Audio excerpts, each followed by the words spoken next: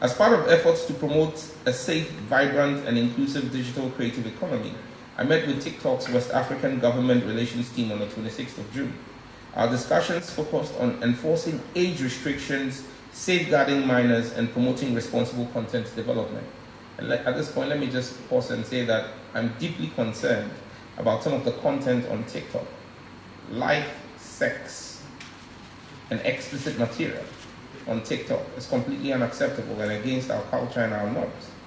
And those were parts of the conversation I held with TikTok's team to have content moderation in country.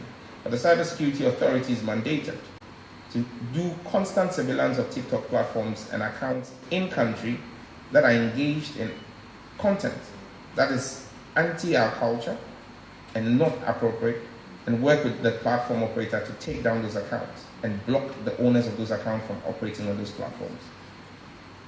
The ministry also welcomed TikTok's introduction of a STEM-focused content feed and encouraged strong alignment with national programs, particularly the 1 Million Coders Initiative.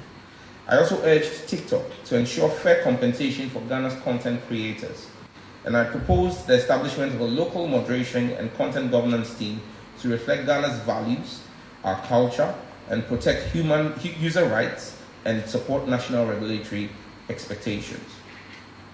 Number 14, our engagements with MultiChoice Ghana on subscription pricing.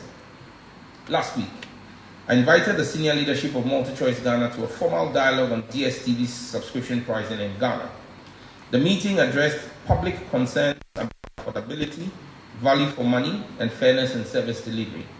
I made it clear the ministry's expectation that pricing structures must be responsive to Ghana's economic context. I have a meeting scheduled for tomorrow, Friday, even though it's a public holiday, with the Ghana team and their South African counterparts, the management from South Africa. They arrived tonight to agree on a way forward on the issues raised. The outcomes will be shared with the public in due course. This engagement reflects our commitment to regulatory accountability and our resolve to ensure that digital services in Ghana remain fair, accessible, and responsive to the needs of citizens. I make you one promise. I won't leave tomorrow's meeting without securing a drop in the pricing of DSTV. That is a solemn promise I make to you. 15, stakeholder engagements. The ministry continues to place stakeholder engagements at the center of policy and program implementation.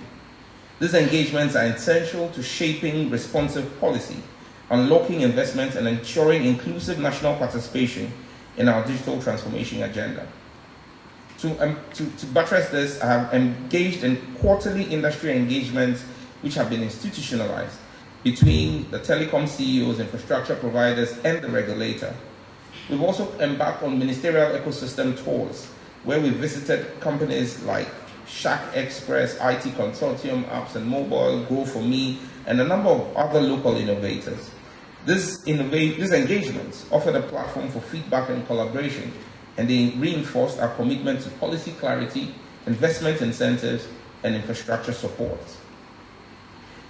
I've also embarked on regional innovation promotions when, in May, I addressed the MEPSIS 2025 Summit in Kumasi under the Menshia Trust Fund, which focused on motion technology, smart media, and creative entrepreneurship. This platform allowed us to showcase government-backed digital initiatives outside of Accra, promoting regional innovation and ensuring nationwide inclusion in Ghana's digital growth. 16, strategic partnership for skills and sector reform. The ministry continues to leverage public-private and bilateral partnerships to expand digital opportunities, attract investment, and catalyze structural reforms across the ICT sector. In line with this, a major realignment in Ghana's telecom sector is underway with conversations around the planned acquisition of 60% stake in AT Ghana. An MOU was signed, and the ministry is closely working with all relevant regulatory bodies to ensure full compliance. I gave them 60 days to complete that. They have 24 days. If they do not complete in 24 days, I will reopen it up for new opportunities and options.